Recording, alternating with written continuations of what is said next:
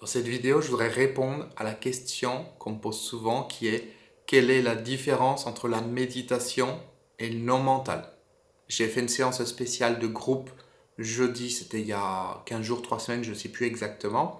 Et il y a des personnes qui m'ont dit dans les commentaires, ah oui, c'était sympa, c'était un peu comme de la méditation. Parce qu'en fait, je te pose le contexte, tu as raté l'histoire. J'avais réuni donc plusieurs centaines de personnes sur Internet et j'avais dit, ok, maintenant, je vais couper mon micro, donc il n'y avait pas d'image, donc il n'y avait aucune stimulation. Et je disais, je vais arrêter de parler pendant un certain temps, 5, 10, 15 minutes, et vous laisser simplement les choses se faire. Et donc, il y a des personnes qui m'ont dit après, ah ben oui, mais c'est comme la méditation. Alors, je voudrais faire déjà une remarque par rapport à ça. C'est que concrètement, quand le mental se trouve dans une situation face à quelque chose qu'il ne connaît pas, qu'est-ce qu'il va faire? Il va essayer de se raccrocher à quelque chose qu'il connaît. C'est-à-dire que la personne se trouvant dans un état où il n'y a pas de stimulation, c'est-à-dire il n'y a personne qui parle en face, il n'y a rien à regarder, qu'est-ce qu'elle va faire naturellement?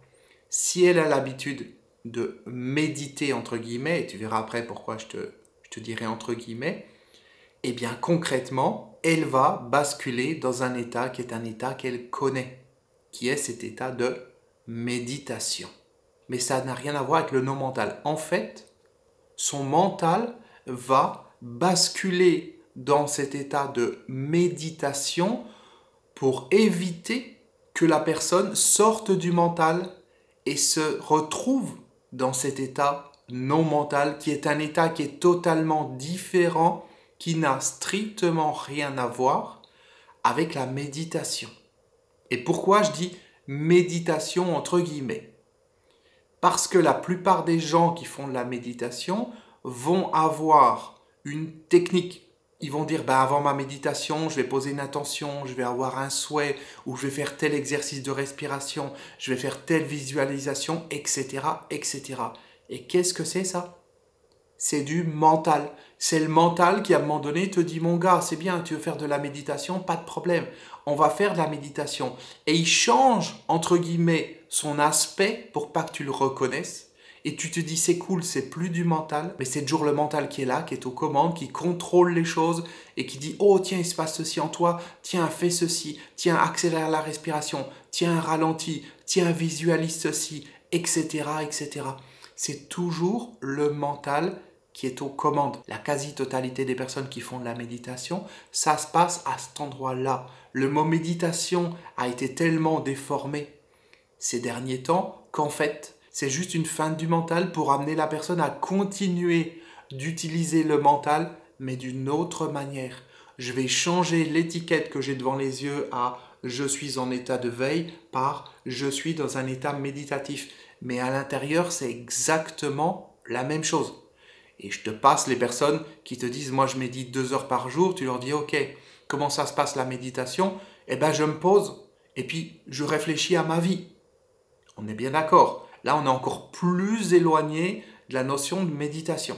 Donc concrètement, par expérience, à partir du moment où il y a quelque chose qui est guidé, où il y a un protocole, où il y a une intention, où il y a des directives du mental, où il y a une réflexion sur ce qui est en train de se passer, il y a une analyse de ce qui est en train de se passer pour pouvoir adapter ce que je ressens ou pour pouvoir dire ok, j'ai envie d'approfondir cela, oh c'est super comment je me sens, j'ai envie de l'approfondir, allez je me centre un petit peu plus, allez j'envoie de l'énergie, allez je fais ceci, allez je fais cela, ah non là je suis trop agité, il faut que je me pose, etc., etc. Tout ça, ça n'a rien à voir avec du non mental. C'est juste du mental déguisé.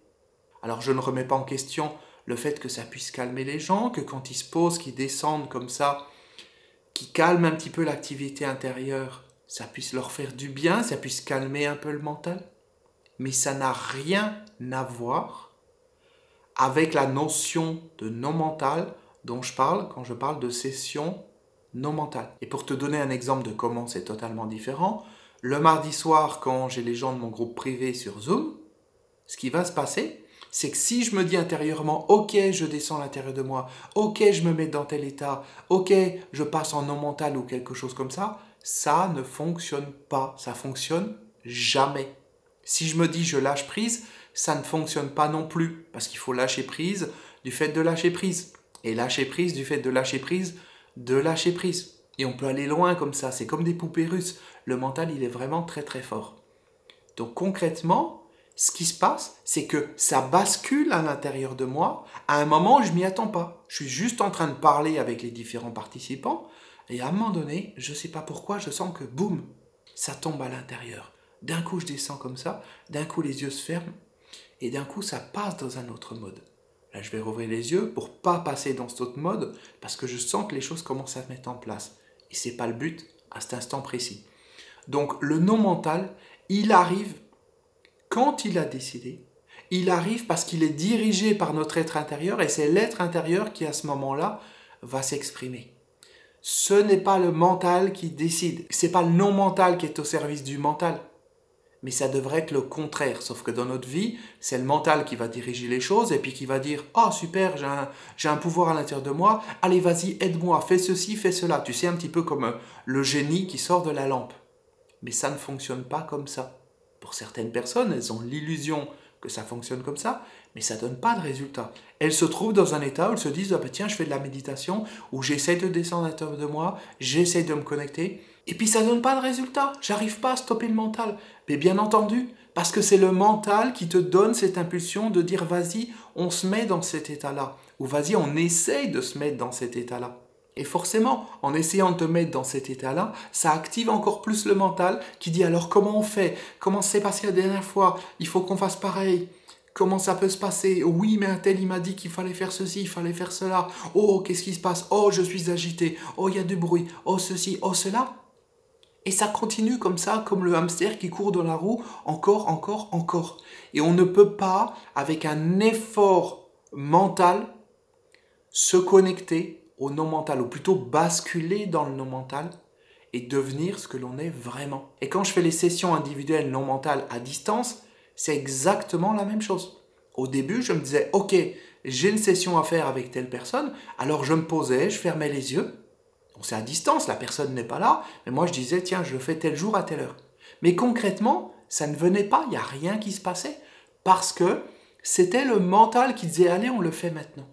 La manière dont je travaille maintenant, et c'est pour ça que je dis aux gens, ça va se passer sur la semaine, mais je ne sais pas à quel moment, je ne le décide pas d'avance, c'est que je peux être en train de regarder la télé, je peux être en train de marcher quelque part, de faire ma promenade, et d'un coup, je sens qu'il y a quelque chose qui se passe. Je m'arrête, je m'assois, je ferme les yeux, et je laisse les choses se faire. C'est exactement la même chose que ce qui se passe le mardi soir dans le groupe privé Zoom. C'est pareil. À un moment donné, je sens qu'il y a quelque chose qui se passe et je laisse ce quelque chose se passer. Et ce quelque chose qui se passe n'est pas le résultat, n'est pas la réponse d'une attente, d'une envie ou d'une commande, d'une directive du mental. Je laisse simplement les choses se faire. Je vis ma vie, je parle avec les participants, on échange et à un moment donné, boum, il se passe quelque chose. Et j'ai pas non plus à dire aux gens, tu fermes les yeux, tu te mets dans tel état ou quoi que ce soit. Non, ça se passe tout seul. Et les gens se retrouvent dans un état intérieur qui dépasse tout ce qu'ils pouvaient imaginer, parce que ce n'est pas imaginable. Ils ont l'impression que c'est comme si l'air était plus épais autour d'eux, comme s'ils flottaient dans quelque chose de différent. L'impression que le temps n'existe plus, il n'y a plus de pensée, il n'y a plus d'image, il n'y a plus rien du tout. Et ça, je le sens totalement quand je fais une séance individuelle en non mental. C'est exactement la même chose.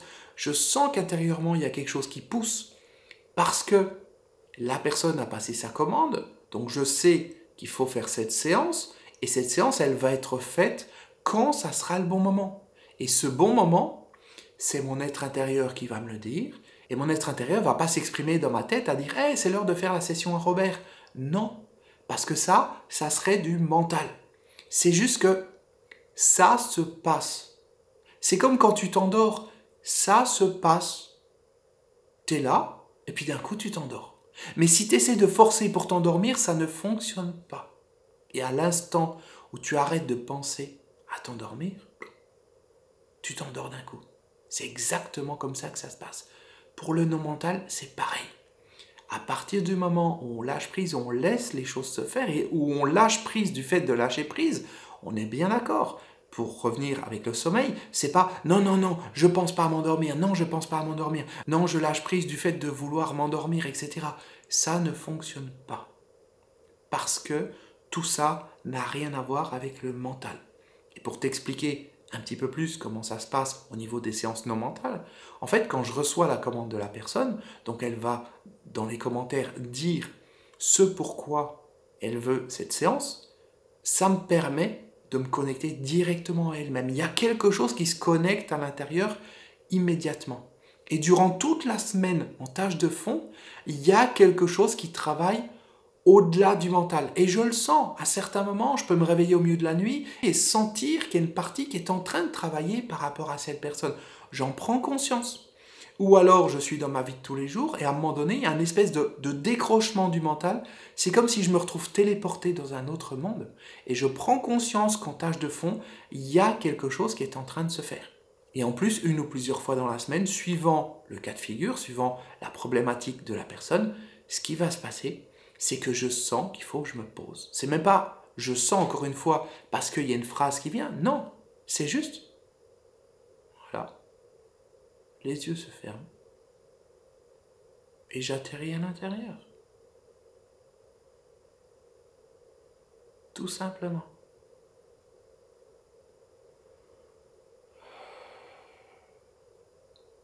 Est-ce que j'ai provoqué cette respiration? Non. La respiration se produit. Est-ce que dans cet état intérieur, je me dis maintenant, il faut que je visualise ceci ou cela?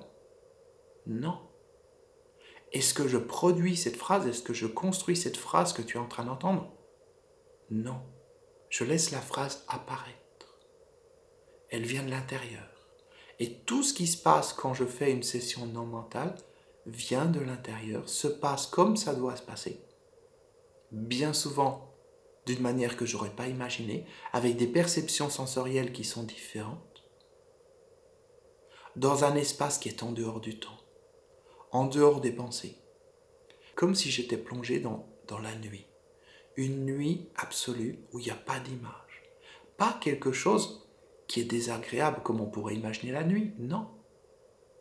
C'est juste un calme intérieur. C'est juste une sensation de plénitude. Et là, je ne suis pas en train de te raconter un souvenir de quelque chose. Je suis juste en train de te commenter, ou plutôt de laisser les mots venir pour te commenter ce qui est en train de se passer dans l'instant. Est-ce qu'avant de commencer cette vidéo, j'ai dit à telle minute, on va faire ceci? Non. Est-ce que j'ai dit, au milieu de la vidéo, on va descendre à l'intérieur, on va passer en non mental? Non. Est-ce que toi, mentalement, tu peux savoir que ce que je suis en train de dire ne vient pas d'ici, mais vient de là? Non, tu ne peux pas. Il n'y a qu'à partir du moment où tu te laisses guider et tu sens que toi aussi tu descends à l'intérieur de toi, qu'à ce moment-là, tu sens que c'est autre chose qui est en train de s'exprimer. Tu sens qu'au-delà des mots, il y a quelque chose qui est en train de se déployer. C'est gigantesque. Mais ce n'est pas le résultat d'une pensée, d'une réflexion, d'une anticipation. Et c'est compliqué pour le mental. C'est même quasiment insoutenable au début, c'est intenable. Donc il essaye de se raccrocher à autre chose. Il va dire « Ah, super, il est bien ton état méditatif. Ça me fait penser à la méditation, ça me fait penser à ceci, cela. » Oui, parce que la personne, au lieu de vraiment descendre à l'intérieur d'elle et basculer dans le non mental, elle passe dans un état habituel qu'elle connaît, qui est un état où elle est, entre guillemets, dans la méditation. Mais ça n'a rien à voir avec le non mental. Et tout ce que les gens peuvent imaginer des séances non mentales à distance n'a rien à voir avec ce qui se passe réellement. Même ce que moi je peux imaginer. C'est-à-dire qu'il y a quelque chose qui se passe en tâche de fond. Par exemple, le fait qu'à la seconde où je prends connaissance de la commande de la personne, il y a quelque chose qui s'active à l'intérieur de moi et qui se met déjà en place et le travail commence. Ça, j'ai mis un certain temps avant de m'en rendre compte. Au début, je pensais, d'un point de vue égo, que c'était moi qui décidais à quel moment la séance allait avoir lieu. Et ça, c'est le mental qui veut tout contrôler, qui veut moi je, moi je, moi je. Mais ce moi je, ce véhicule, ce n'est pas lui qui fait les sessions non mentales. Il se met au service de l'être intérieur de mon âme qui va diriger le véhicule pour faire passer les bons mots, les bonnes phrases, au bon moment, de la bonne manière, et tout ce qui est au-delà des mots et des phrases. Parce que les sessions non mentales, je te le rappelle, se passent à distance, je ne suis pas en contact avec les gens de manière orale. C'est pas j'appelle la personne, je lui téléphone à telle heure et on fait la séance. Non, ce n'est pas un enregistrement non plus. C'est quelque chose qui se fait dans la présence de l'instant. Et j'ai pas besoin que la personne soit consciente qu'il se passe quelque chose. Parfois, les gens écrivent en disant « Ah ben tel jour à telle heure, je me suis senti de manière étrange. C'était différent. J'étais en train de faire quelque chose et je ne sais pas pourquoi, d'un coup, j'ai eu besoin de me poser. Ou je me suis réveillé au milieu de la nuit et j'ai senti qu'il y a quelque chose qui se passait quelque part. » Oui, certaines fois, les gens arrivent à avoir cette conscience des choses. Mais il y a également tout ce qui se passe au-delà de leur niveau de conscience qui se passe. Et on n'a pas besoin que ça se passe dans leur conscience. S'ils ont besoin de conscientiser certaines choses, ça se fait. S'ils ont besoin que ça passe de manière totalement invisible, ça passe de manière totalement invisible. Ça passe entre mon être intérieur et ton être intérieur. Et c'est tout. Et on s'en fout de ce que mon mental y pense, on s'en fout de ce que ton mental y pense. Ça n'a rien à voir avec tout ça. C'est à un autre niveau, c'est dans un autre monde. Mais pourtant, c'est ce niveau-là, c'est ce monde-là qui dirige la vraie réalité de notre vie de tous les jours. Ce n'est pas le mental qui met des images comme ça devant nos yeux. Non, ça n'a rien à voir. Ça, c'est l'illusion du mental qui te dit continue de m'écouter, continue d'écouter les conneries que je te raconte, moi le mental. C'est ça qui se passe dans le quotidien. Sauf que les gens ne se rendent même pas compte. Ils sont tellement hypnotisés par le monde extérieur, par ce qui se passe dans l'actualité, qu'ils ne sont même pas conscients de ce mental qui les dirige à chaque instant et qui les déconnecte de leur vraie puissance intérieure, de leur vrai pouvoir intérieur.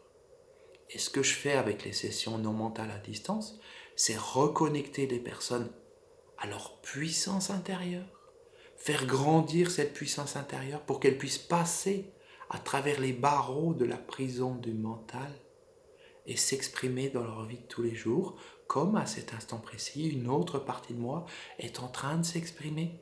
Et les mots, les phrases viennent au-delà de ça. Il n'y a pas de préparation du mot de la phrase d'avant. Il n'y a aucun rappel, aucune mémoire de la phrase d'avant. Il n'y a aucune anticipation de la phrase d'après, ni même du mot d'avant ou du mot d'après, ni même de la seconde d'avant ou de la seconde d'après, ni même du centième de seconde d'avant ou le centième de seconde d'après. Non, il y a juste le point zéro, un immense point zéro qui est là, qui est centré. Et dans ce point zéro, la présence de l'instant, la puissance de l'être intérieur peut s'étendre et déployer cette réalité de la présence. Et c'est là que tout se passe. Dans cet espace où, a priori, il n'y a rien, dans cet espace de vide, qui n'est pas un vide, qui est juste un vide de mental, dans cet espace de vide, il y a absolument tout. Parce qu'il n'y a plus le mental pour nous déconnecter de ce tout, et tout devient possible. Et c'est pour ça qu'on arrive à avoir des résultats tant extraordinaires au niveau des sessions non mentales. Parce que tout est possible à partir du moment où il y a cette puissance intérieure qui peut s'exprimer.